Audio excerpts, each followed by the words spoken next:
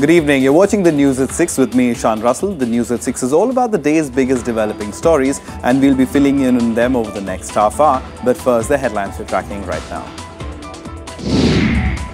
Prime Minister Narendra Modi addresses plenary session of Bric summit, pitches for UN reforms to combat terror and climate change.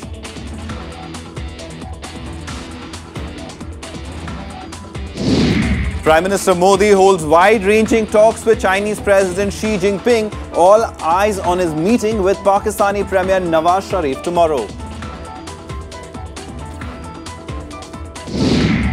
The Supreme Court orders CBI probe into the Vyapam scam. Opposition calls for Shivraj Singh Chauhan's resignation for a transparent probe.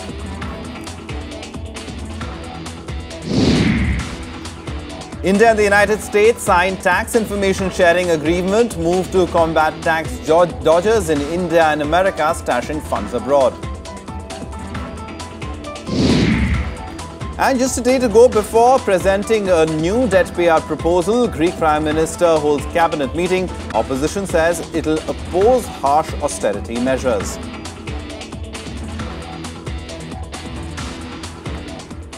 A top story this evening, the Supreme Court today transferred all the Vyapam case-related investigations to the CBI, ending weeks of suspense over the issue. Now, the opposition is, however, calling for the resignation of Chief Minister of Madhya Pradesh, Shivraj Singh Chauhan, to facilitate what it calls a transparent probe into the case. The Supreme Court on Wednesday cleared the CBI probe into the Vyapam scam in Madhya Pradesh, but not before it criticized the High Court. The top court said the Madhya Pradesh High Court washed its hands off the case and put the ball in their court. All cases relating to the irregularities in the Madhya Pradesh Professional Examination Board will be transferred to the CBI from Monday. The agency will file its report before it on 24th of July. In the Supreme Court, when the matter was called out, I said on behalf of the state and the Chief Minister that please send the matter to CBI, and according to us, we have nothing to hide. So let the CBI investigate. How does it matter whether CBI investigates or a police team under the control of the High Court investigates? Therefore, it doesn't matter to us at all. Therefore, whoever may investigate. आदरणीय गृह मंत्री राजनाथ जी ने भी कहा कि हम court को, apex court को इंस्ट्रक्ट तो नहीं कर सकते हैं, मगर एक निवेदन तो कर ही सकते हैं सीबीआई जांच के लिए। और शिवराज जी ने उसी बात को आगे बढ़ाते हुए एक निवेदन पत्र दोनों ही कोर्ट्स को लिखे। और आज जब सुप्रीम कोर्ट में ये पूछा गया तो मध्य प्रदेश के भी अटॉर्नी जनरल ने और सेंटर के भी अटॉर्नी जनरल ने दोनों ने कहा कि हमारा राय है कि ये सीबीआई को मामला सौंप दिया जाए। Reacting to the demand for his resignation, Madhya Pradesh Chief Minister Shivraj Singh Chauhan said the Congress was suffering from what he called a phobia. He also said he was grateful that the court had accepted his request for the CBI probe. High court पर पूरा विश्वास है, न्याय व्यवस्था पर पूरा विश्वास है, हम पूरा आदर और सम्मान हाई कोर्ट का करते हैं। लेकिन जिस तरह का वातावरण खड़ा हुआ था उसमें मुझे लगा कि सीबीआई की जांच कराना आवश्यक है, तो उनको भी हमने अनुरोध पत्र दिया और सुप्रीम कोर्ट में भी हम यही निवेदन करेंगे कि ये जांच सीबीआई से। कांग्रेस का कष्ट व्यापम नहीं है, कांग्रेस का कष्ट जो मौतें हुई है वो नहीं है। कांग्रेस की तकलीफ है कि मैं लगातार 10 साल से मुख्यमंत्री हूं, तीसरी बार मैंने सरकार बना ली। हम शिवराज फोबिया से ग्रस्त नहीं हैं, हमें चिंता है इस देश में किस प्रकार से भ्रष्ट राजनेता, भ्रष्ट सरकारी अधिकारी, भ्रष्ट पुलिस के अफसर और भ्रष्ट दलालों का गठबंधन किस प्रकार से इस पूरी व्यवस्था को बेईमानियों का एक जरिया बना सकता है, हमें उसकी चिंता है। Opposition parties welcomed the ruling but insisted that the Chief Minister should step aside to facilitate a transparent probe. The Chief Minister has no alternative but to resign. Because he has been continuing in the Chief Minister's post, the investigation in Madhya Pradesh has lost all credibility and has been really an exercise to conceal the truth rather than reveal the truth. So he must step down from his post. This is what the CPIM has been demanding. We reiterate that demand today. The court also issued notices to the centre, Madhya Pradesh government and Governor Ram Naresh Yadav on a petition seeking his removal over his alleged involvement in the scandal. Bureau Report, Rajya Sabha TV. Now moving on, Prime Minister Narendra Modi today pitched for UN reforms at the annual Bric summit in Ufa, Russia. He said the BRICS nations have a key role to play to mitigate global challenges. Addressing the plenary session, Modi also stressed on combating terror and tackling climate change as major challenges. Prime Minister Narendra Modi pitched for stronger and deeper cooperation among the member countries of BRICS at a time when the global economy is not strong. Speaking at the plenary session of the BRIC summit, Modi called for UN reforms to mitigate global challenges. He also called for greater economic cooperation among the BRICS nations. किसी प्रकार की भी चुनौती हो, आर्थिक, सामाजिक या राजनीतिक, हमें उन्हें सुलझाने में और अधिक सफल होंगे जब हम यूनाइटेड नेशंस और उसके सिक्योरिटी काउंसिल में निर्धारित समय पर रिफॉर्म्स पूरा करें. He also stressed that climate change is one of the foremost global challenges. He urged the newly formed BRICS Bank to invest in finding cleaner energy. India and China rank high on the list of nations with most carbon emissions. Renewable energy को सस्ती और सभी के लिए उपलब्ध हो सकने के लायक बनाने के लिए और एनर्जी एफिशिएंसी टेक्नोलॉजीज पर एक बड़े कार्यक्रम की शुरुआत करना चाहिए कि न्यू डेवलपमेंट बैंक द्वारा फंडेड पहला बड़ा प्रोजेक्ट क्लीन एनर्जी में हो. The BRIC summit is set to formalize the $100 billion new development bank and a currency reserve pool worth another $100 billion. Modi said the bank should fund projects which have cross-border collaboration among the 5 member countries. He also favoured development of a manufacturing chain across the BRICS countries to help create more jobs. India's eminent banker KV Kamath has been nominated the first chairman of the bank. Speaking exclusively to Rajya Sabha TV's Akhilesh Suman, he said that borrowers' interest will be paramount for the bank. एक statement है कि जो भी developing countries हैं वो अब खुद अपने पैर पे खड़ा हो सकते हैं. That is basically what I see as the BRICS bank. दूसरा जो है lending from a borrower's point of view so that we understand the borrower and उसके हिसाब से लेंड करें. Prime Minister Modi also proposed an annual BRICS trade fair aimed at improving business relations between the members. With inputs from Akhilesh Suman, Bureau Report, Rajya Sabha TV. Let's go across to Ufa to Akhilesh Suman, who joins us live from there to help us understand. Akhilesh, I mean, we heard you speaking to KV Kamath, and the BRICS Bank, of course, one of the big initiatives, as KV Kamath pointed out himself, that as far as the BRICS Bank is concerned, it's the developing world standing for itself finally. What are your big takeaways? What have you heard on the sidelines of the summit?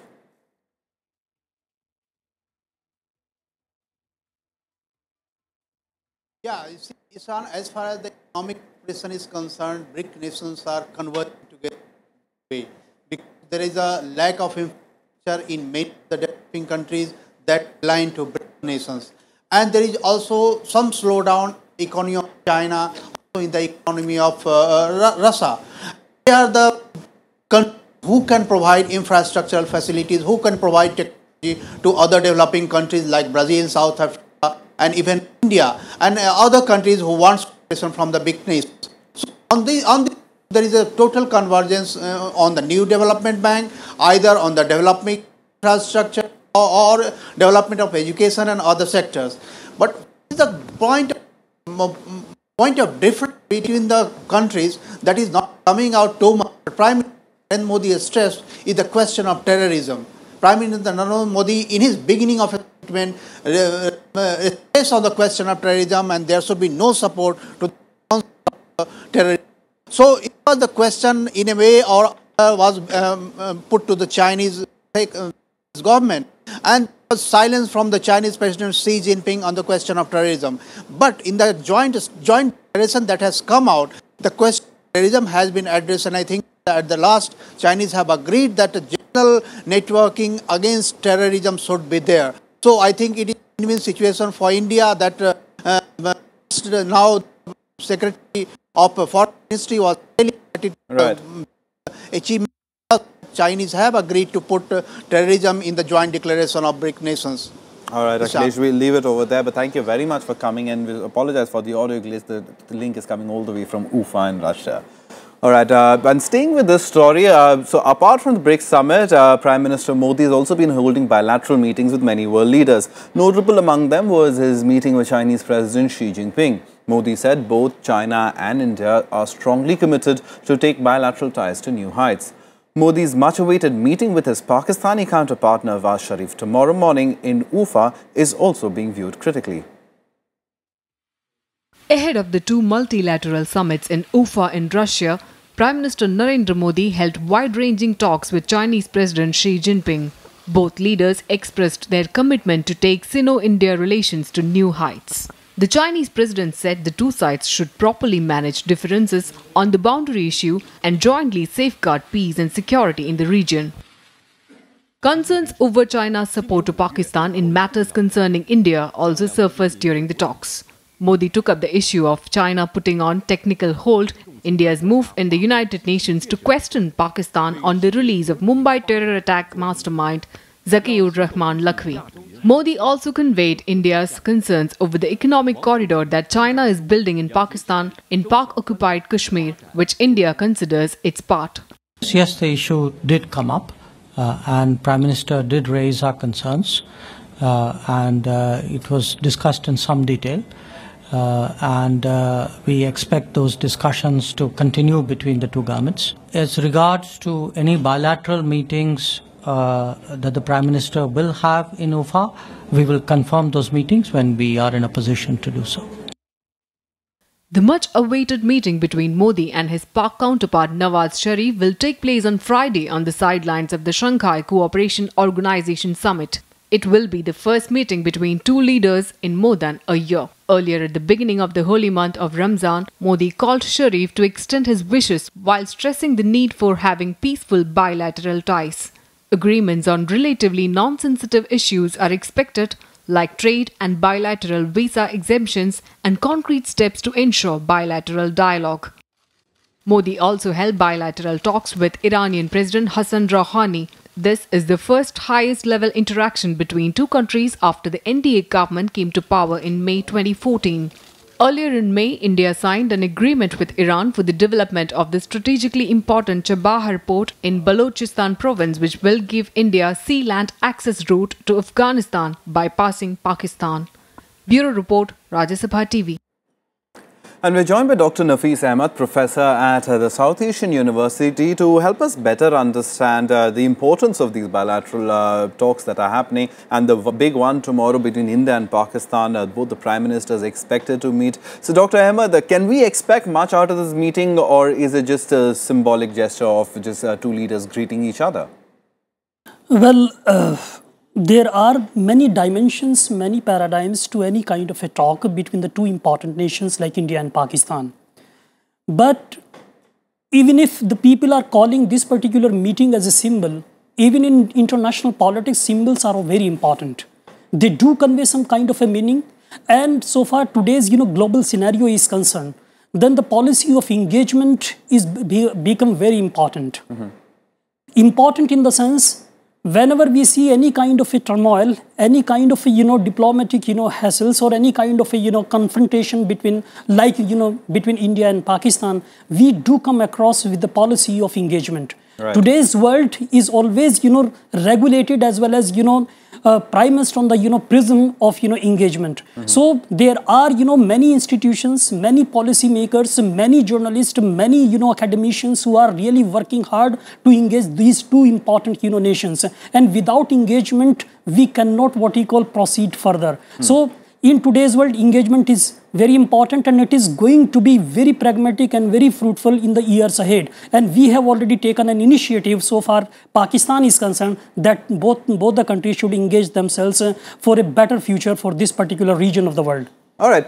Talking about an important issue, like our correspondent Akhilesh Suman was also mentioning that it was Prime Minister Modi who ensured that as far as the BRIC summit goes, the issue of terror finally got addressed over there, or at least was in that statement that came out after the BRICS meeting. So in terms of a talk or in terms of tackling terror, I mean, we've seen that this has become an issue between India and China. And of course, this is a long-standing issue between India and Pakistan. Pakistan. Now, can this issue be addressed by all parties and move forward on? Can economic ties perhaps put this issue on the back burner? Because after all, the terror activities though still continue. Well, terrorism happens to be one of the most important issue, not only before India, but the entire world is, confronted with this particular issue. Whether it is, you take any part of the world, everywhere you will find the national leadership addressing is this particular, issue. So issue of terrorism, of course, it is important, but what we are, witnessing in today's world, it is the economic agenda that is having some kind of a, primacy in international relations, in global priorities and policy of engagement. So definitely when the trade is, moving ahead, when trade relations are going to be improved, then rest of the issues can also be addressed. And since in this particular, grouping that is BRICS, India happens to be one of the most important, country, one of the most important stakeholder. So economic diplomacy demands that the trade should be preferred, economic development should be preferred, and rest of the issues can also be, addressed. And we have been, tackling those issues at our borders. So far, Indian Army and their engagement is concerned. If you take into account the recent, what we call, engagement, how we have, entered into some kind of a, understanding with the Myanmarese, government, and ultimately the Indian Army was able to, what we call, crush any kind of a, terrorism on that, the eastern side of what we call of India's, border. So terrorism definitely going to be addressed in this talk also. And there are, signs, and Pakistan has already, what we call, started taking the government of India, particularly the new, newly established government in India, in a very serious manner. And it is not going to be no more, rather, I should say, it is not going to be a soft state so far the terrorism is concerned. And we have already, displayed it in our, eastern border in the recent, what we call, combating of what we call of terrorism. All right. Very quickly, he also, Prime Minister Modi, in terms of bilateral talks, he also met the Iranian President Hassan Rouhani. So, and this is the highest level of interaction between the leaders. Also, the fact that Prime Minister Modi has not visited the Middle Eastern countries, the Irans of the world. So, in that sense, is this important given the fact that energy security is something that is very high on the Prime Minister's agenda? Yes, definitely. Because there are two important issues in the 21st century. One is energy and second one is climate. And both are having some kind of a, interrelationship. So the 21st century is going to be a century of energy, century of, water. And water is also one of the, energies. So we are definitely going to engage Iran also. After the, conclusion, the fruitful, conclusion of the nuclear talks, or so far Iranian nuclear program is concerned, after the conclusion of these talks, definitely, this is my understanding in my personal capacity, what I am, prognosticating at this stage, what I am, sensing on the basis of my own understanding, definitely India is going to have a very, very pragmatic engagement with that of, state of Iran after the conclusion of the nuclear talk, and many of the, sanctions are likely to be, lifted after this particular, nuclear agreement with Iran. All right, we'll leave it over there, Dr. Ahmed, but thank you very much for coming in and helping us understand, as far as Prime Minister Modi's agenda on his international visit go, what is it looking like and what could it mean for the country's future as well. Thanks so much for that. On that note, we'll take a very quick break right now, but coming up on the other side, Defence Minister Manohar Parrikar hints that one rank, one pension scheme could soon be implemented, though the protests by ex-servicemen are still on. More on that on the other side.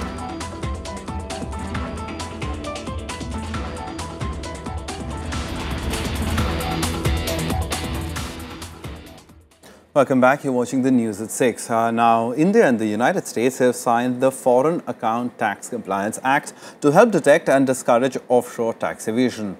The act is aimed at combating possible tax evasion by Americans through financial entities of other countries. The deal will facilitate exchange of information between the two countries from the 1st of October. Under the pact, the United States will also share with India financial information. In return, India expects to garner Washington's support to bring back illicit funds stashed by Indians in foreign tax havens and boost revenues by getting information about Indians working in the United States.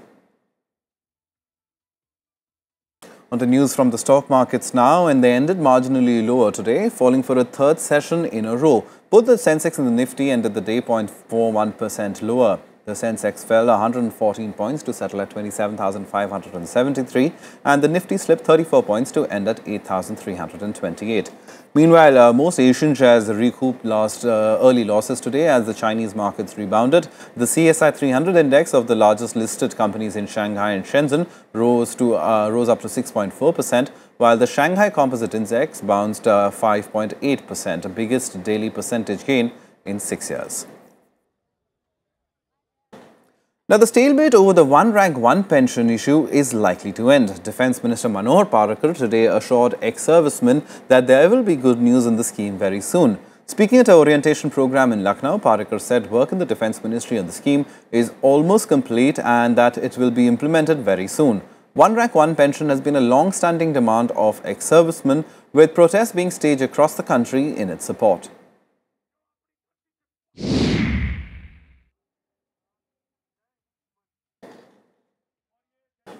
When issues are with different ministries, time frame becomes difficult. From my side, I completed the time frame as I had promised. In spite of lot of difficulties, हमारे department ने अपनी time frame follow की, लेकिन केवल मेरे department की decision से issue ख़त्म नहीं होता है.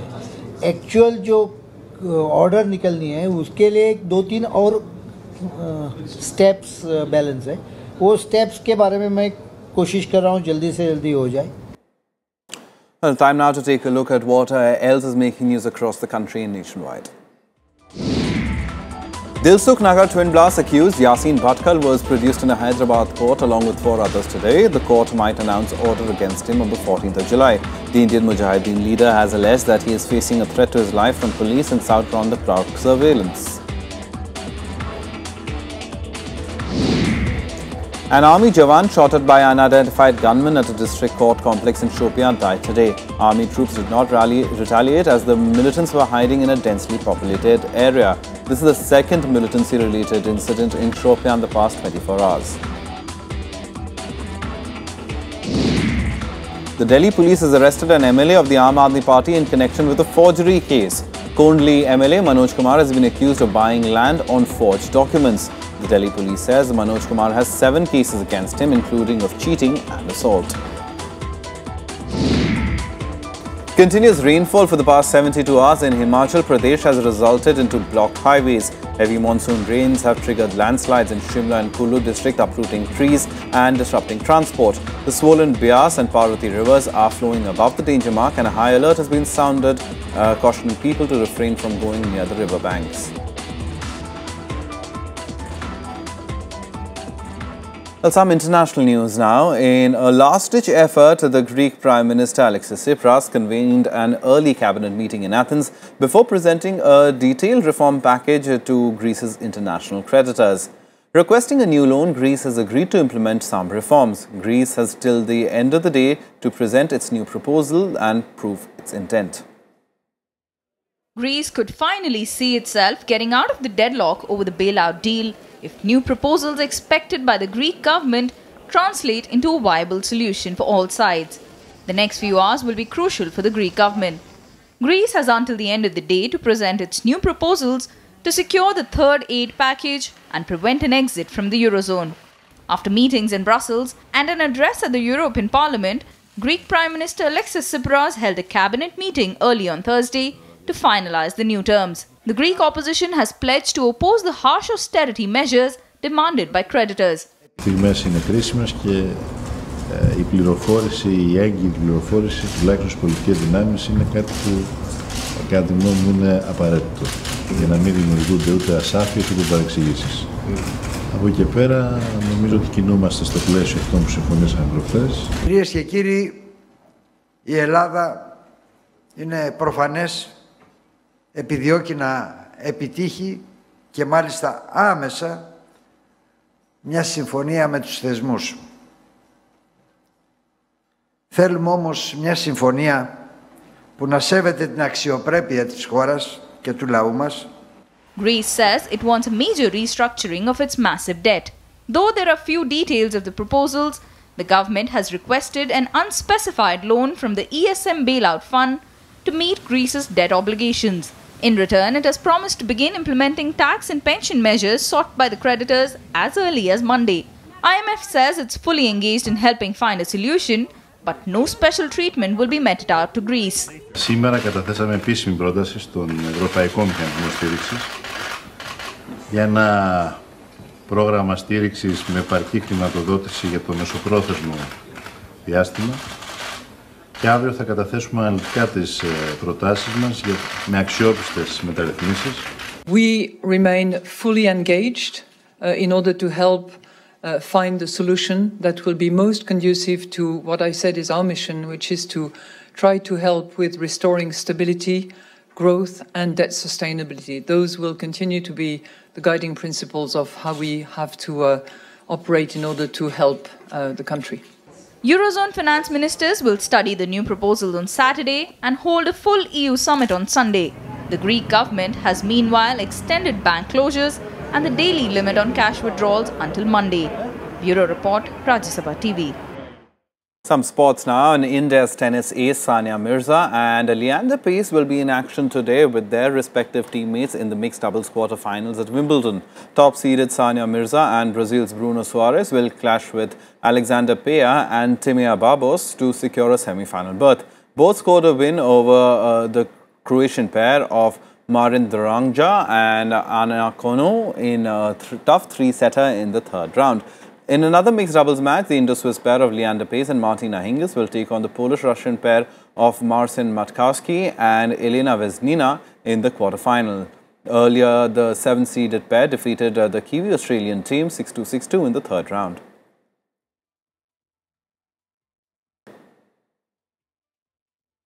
Well, that's all from us. Goodbye.